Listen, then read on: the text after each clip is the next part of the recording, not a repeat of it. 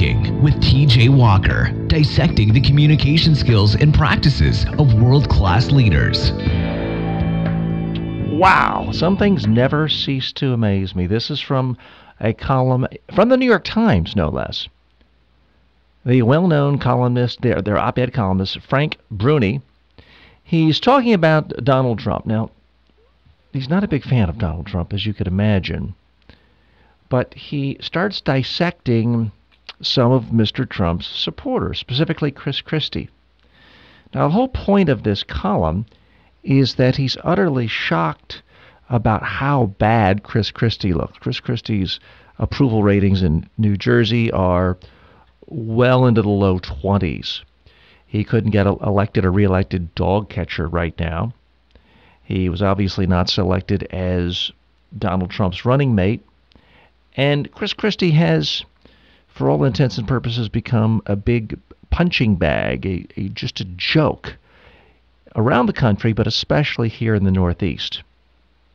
But here's the part that really caught my eye, and it's specific to what I do and what a lot of you think about and why you're listening to this program, I hope. I'm going to quote from the Frank Bruni column. He's talking about all the politicians and politics he's covered over the decades. Here's what he says. Over decades of writing about politics, I've crossed paths with many candidates and office holders who impressed me, but few who blew me away. Chris Christie blew me away. This was 3.5 years ago, well before all the trouble. The New Jersey governor was addressing a group of education reformers, and he did what looks easy until you try it yourself. Talking without notes, slogans, stammers, or any other clumsiness for close to half an hour. It was too specific a speech to be one that he'd pulled from memory. He was thinking on his feet in shapely paragraphs. He radiated conviction. He oozed authority. What in God's name happened to him? There's a part of me that again, I just can't tell you how shocked I am to see a supposedly intelligent person like Frank Bruni, the New York Times columnist, say this. Here's the thing, Frank.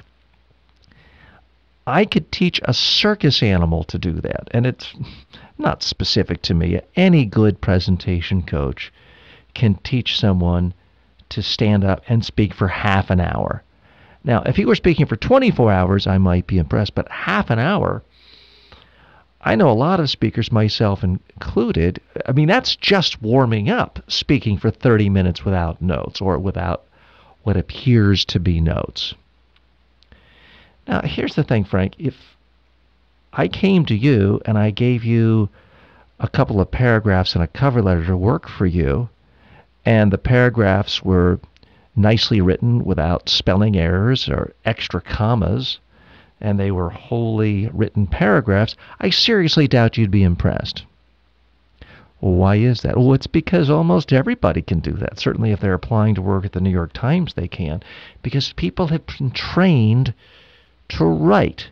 They've gotten formal critiques. They have a lot of practice writing, first grade, second grade, through 12th grade, through college, for some people graduate school. Not so when it comes to public speaking. But Chris Christie, 3.5 years ago, had already had a lot of experience as a public speaker. He had been an office holder. He'd been a U.S. attorney. He'd run for office many times. He'd already been governor. So guess what? He'd given thousands of speeches. It's not that hard, Frank.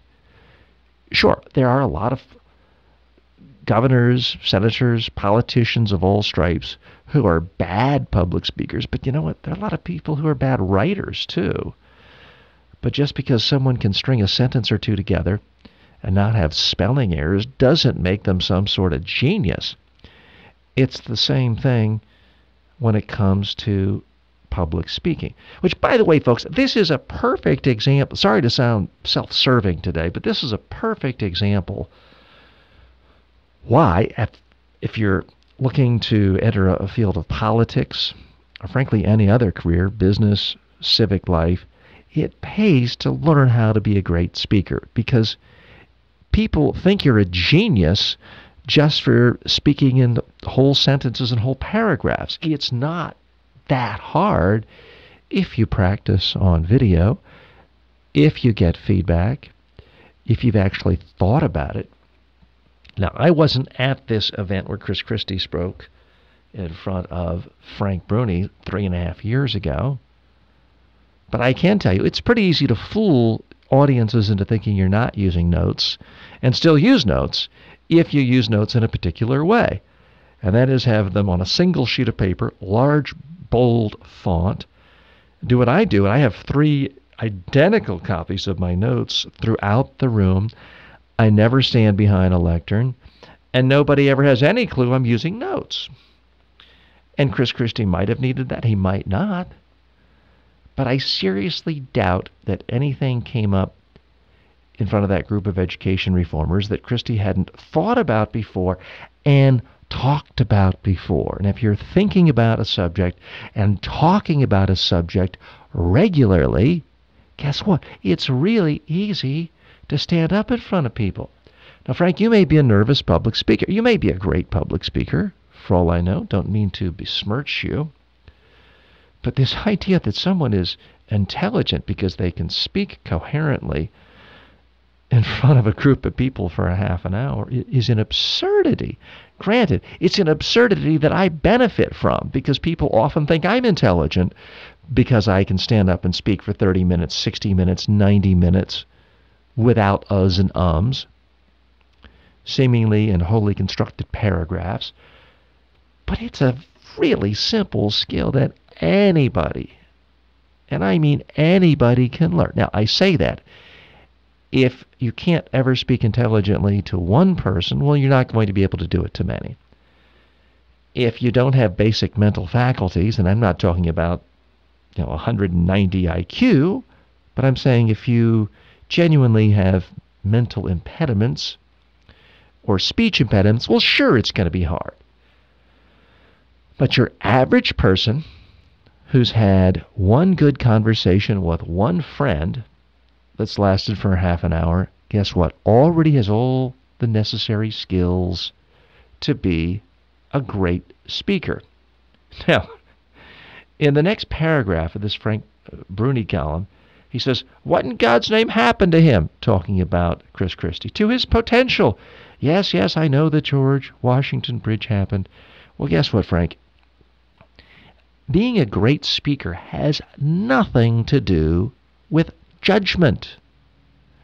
Some of the world's worst dictators of the 20th, and I'm not going to mention the names because then that gets controversial, or people would say I'm comparing Chris Christie to some awful dictator of the 20th century. But some of the worst dictators of the 20th century were fantastic speakers.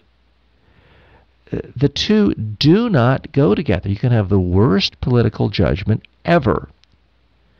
You can have the worst economic judgment, moral judgment, and be a fantastic speaker. I wish I had some magical way of making anyone who's a great speaker also great at political judgment and economic soundness and moral judgment, but it's completely unrelated. It's the same with writing. You can be a good writer and be a horrible person. In fact, some of the best writers in the world would tell you that they would be the worst possible president of the United States or governor or senator. It's a different skill set. So yes, of course you have to look at what politicians say, but you have to also judge them on what they're actually doing. What are they accomplishing?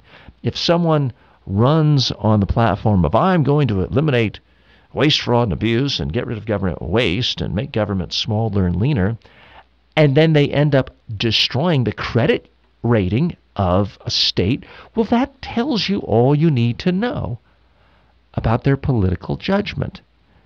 So you have to always take into account someone's words with their actions and with their results. Now, of course, it's trickier if they've never served in public office and they are a new face. You have to judge them by other standards. So, for example, let's just say hypothetically I'm running for president based on my business experience, and I say to you, I'm the world's greatest businessman.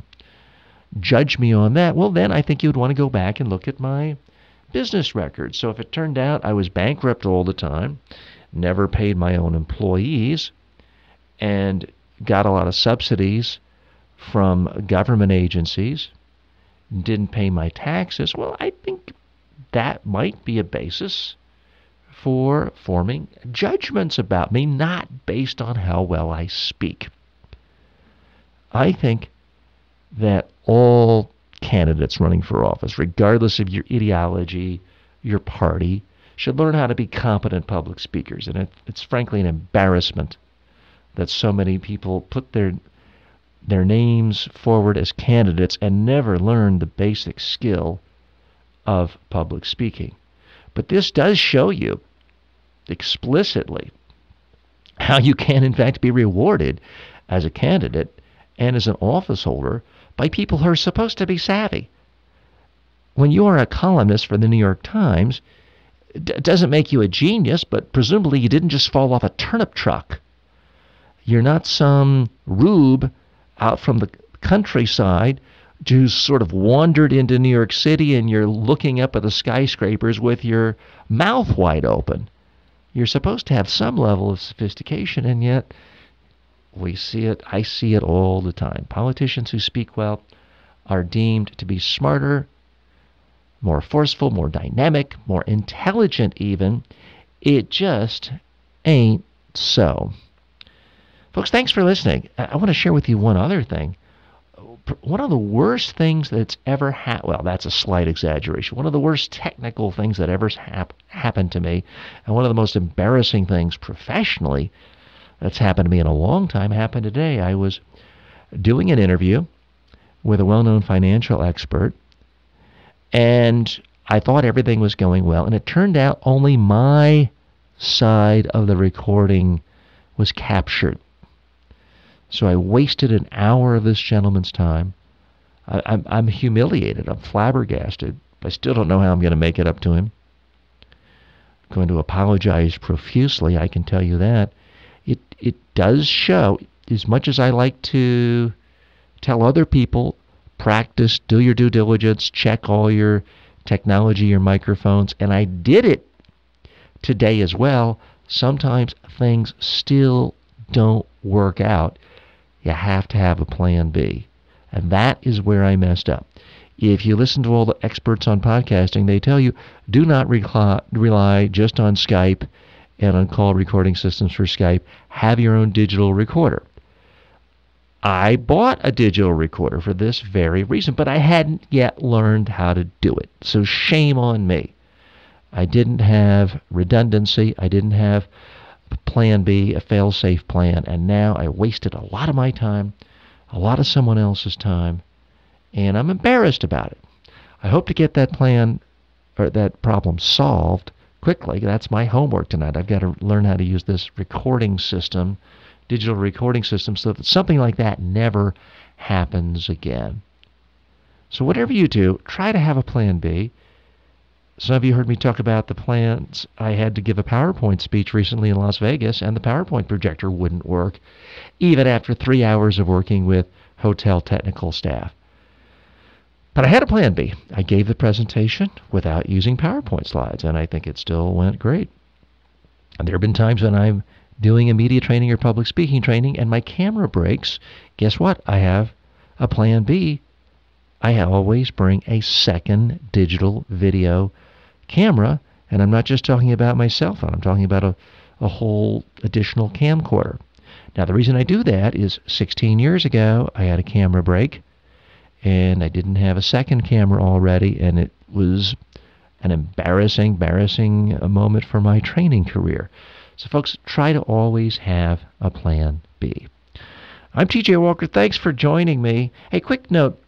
I am going to be speaking in Geneva later next month, mid-month.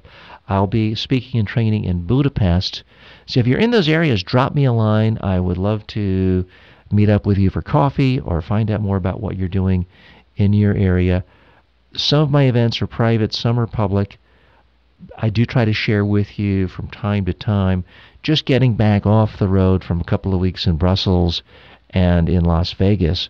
We'll be in the New York area for most of the next month, other than the occasional day trip. But looking forward to meeting as many of you as possible wherever you are in the world. So please drop me a note, let me know where you are. And if you're going to be in those areas at that time, you can send it to me, tj@mediatrainingworldwide.com, or send me a note on Twitter @TJWalker, or on Facebook, LinkedIn, wherever you're experiencing this podcast. Thanks. See you tomorrow. Thanks for listening to Speaking with TJ Walker, where the communication skills and practices of world-class leaders are dissected.